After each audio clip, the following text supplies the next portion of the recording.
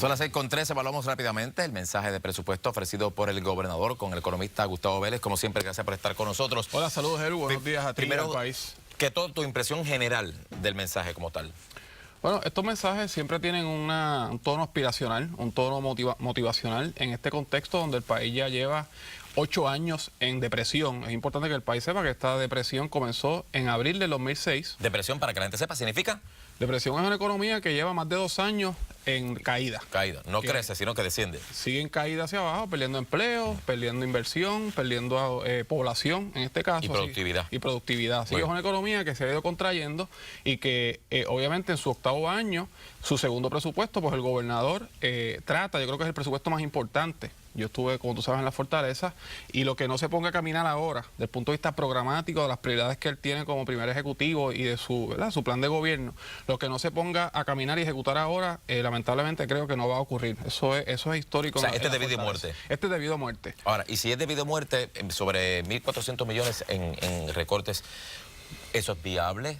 ¿Se va a utilizar para pagar? O sea, ¿eso es viable? ¿Se ve que se pueda llegar a una meta y lo ves en el sentido de que se pueda cumplir sin afectar otras muchas cosas? Yo creo que dejó pasar una oportunidad importante porque él tiene en esa hora y media al país cautivo. Cautivo, ¿cierto? Y puede hablarle directamente al país.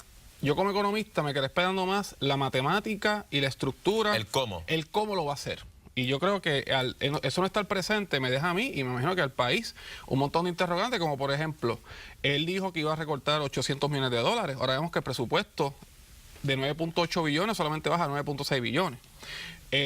No dijo estrictamente cuáles son las agencias que va a reorganizar. Eso era muy importante mencionar. Eso es importante y más importante, se habló... ¿O no lo dejó ver por un aspecto político? Pues está bien, pero yo creo que Pero aquí, el pueblo lo esperaba, ¿no? El pueblo esperaba ver, y es importante, él también se planteó también que iba a hacer una reingeniería del gobierno, de que vamos a tener un gobierno más ágil y eficiente y que esta consolidación de agencias no era un mero ejercicio de eliminar cajas o agencias, sino de reorganizar el gobierno y hacerlo más ágil y eficiente. Y ahí tampoco dijo cómo. Y tampoco se planteó eso. No nos habló tampoco de cómo se va a financiar este presupuesto.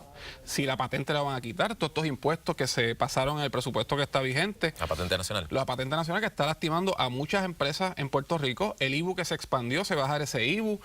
Así que se quedaron muchas preguntas de el cómo, ¿verdad? Y el cuándo.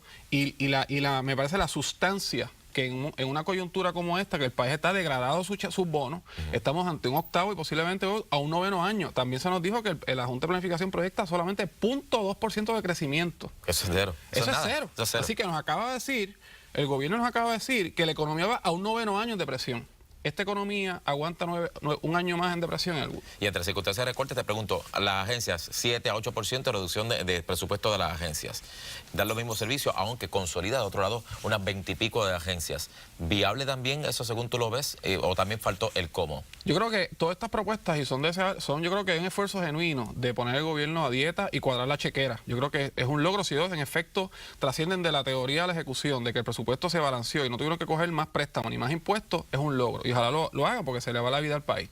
Pero en la operación, las agencias, 125 agencias de gobierno, en la ejecución de eso, yo como dices, trabajar en el gobierno, es bien difícil tú poder controlar eso. Yo creo que ahora la restricción que tiene es que no tienen ya el banco de fomento, la TH para coger prestados si se descuadraban. Así que yo creo que no tienen de otra que apretarse el cinturón los jefes de agencia, OGP, que es la Oficina de Agencia de Presupuesto, y el Banco de Fomento no van a darle más dinero a estas agencias, así que tienen que operar con esa restricción presupuestaria. Te pregunto, cuando él habla de presupuesto balanceado, ¿ves que cumple un presupuesto balanceado? Él dice que el gobernador dice que es la primera ocasión que se presenta en 14 años un presupuesto balanceado. Es que si no me dice cómo lo va a financiar, no puede ver el balance. No puedo ver el balance. Quiero ver la partida de ingresos en una columna y la partida de gastos en otra columna. Y eso es una matemática bien sencilla. Cualquier ciudadano suma y resta, dice, bueno, este presupuesto está balanceado. Y eso también va a depender, Elwood, que esto es un proceso dinámico. Si la economía sigue en caída, los ingresos que se proyectan no van a poder cumplir los gastos que tienen ellos comprometidos ya.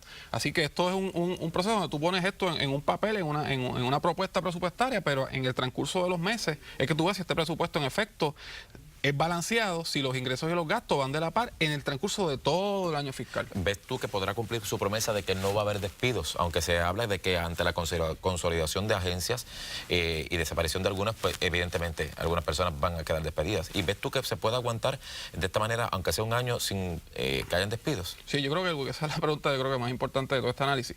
Y es que al tú no tener dependencia en préstamos, que yo creo que la única forma que podemos ver que no hay déficit es que no hay un préstamo o emisión de bonos, ni hay más impuestos. Si ellos no logran mantener los recaudos mes tras mes, y tú sabes que esto se evalúa mensualmente, en algún momento, si los recaudos se caen y los ingresos no llegan y el gasto sigue el que es, van a tener un déficit. Y entonces ahí tendrían que empezar a moverse, que le pasó al gobernador Acevedo Vilá en el 2005-2006, que tiene que vetar el presupuesto que le dejó Sila, porque la legislatura se lo cambia, y ya en marzo ya él tenía problemas de flujo de caja, de cash flow, y tuvo entonces que cerrar el gobierno, lo que pasó. No se habló de los recaudos también. No se habló de los recaudos. De proyecciones, porque se está hablando de proyecciones, pero no se dice números, que vamos a tener estos números que con exactitud. Exacto. ¿Sabe? Que yo creo que conceptualmente y filosóficamente hay un interés de tener un presupuesto balanceado, de cumplir con el pago de la deuda, estableció una cosa muy importante, creo que es importante el tema de la agricultura. Sí. Que tienen un valor, tenemos que saber si esta economía y el presupuesto programáticamente provee herramientas y prioridades atractivas. Vamos a seguir conversando contigo un poquito más adelante, claro. Y yo sé que dentro de la próxima conversación vamos a hablar, porque se habla de tren urbano, del aeropuerto de Aguadilla, del expreso en Atillo, o sea... Lo mismo, ¿cómo lo vamos a pagar? ¿Cómo lo vamos a pagar? ¿Cómo se va a hacer? ¿Y cuál va a ser la participación de la empresa privada? Porque esa es la que tiene que hacerse cargo de la economía del país. Y asumir los riesgos. Y ya el gobierno no va a ser el principal empleador, o no debería ser. Así es. Ahora vamos a adelante contigo. Gracias por estar con nosotros en esta primera etapa.